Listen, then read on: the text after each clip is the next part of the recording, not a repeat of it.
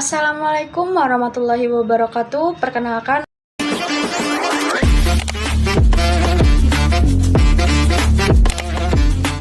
saya dari kelas 3A izin mengumpulkan tugas sosiolinguistik dengan tugas menganalisis sebuah artikel dan mengaitkannya kepada kelompok 8 dan menghubungkannya dengan sosiolinguistik. Nah, jadi sebelumnya guys, bahasa ini berfungsi sebagai alat utama dalam interaksi sosial. Dalam konteks sosial, bahasa ini digunakan untuk membangun hubungan, mengekspresikan emosi, dan menunjukkan identitas sosial penutur. Dalam artikel yang berjudul Analisis Tindak Tutur Bahasa Mahasiswa dalam Interaksi Akademik dan Sosial, karya Dian Harapan dan rekan-rekannya tahun 2025, meneliti bentuk dan fungsi tindak tutur mahasiswa, terutama dalam situasi sosial. Hasil penelitian menunjukkan bahwa dalam interaksi sosial, mahasiswa ini lebih banyak menggunakan tindak tutur ekspresif dan komisif.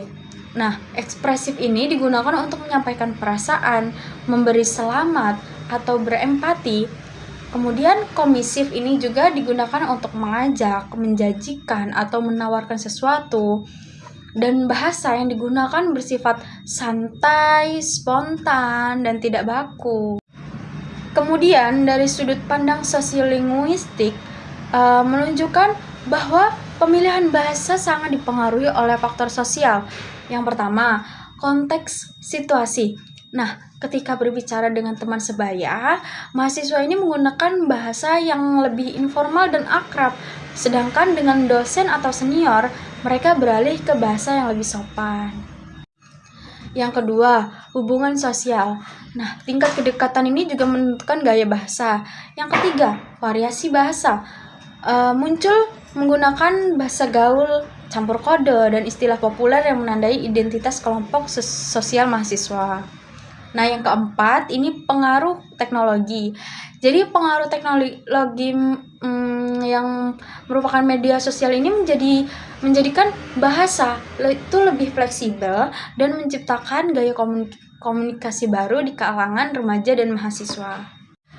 Kemudian dalam kerangka sosiolinguistik, bahasa ini yang digunakan oleh mahasiswa itu mencerminkan peran sosial, budaya, dan identitas mereka.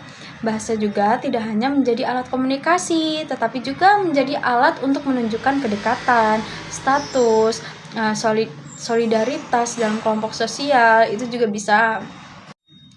Jadi guys, kesimpulannya, tindak tutur dalam interaksi sosial ini menggambarkan hubungan erat antara bahasa dan masyarakat.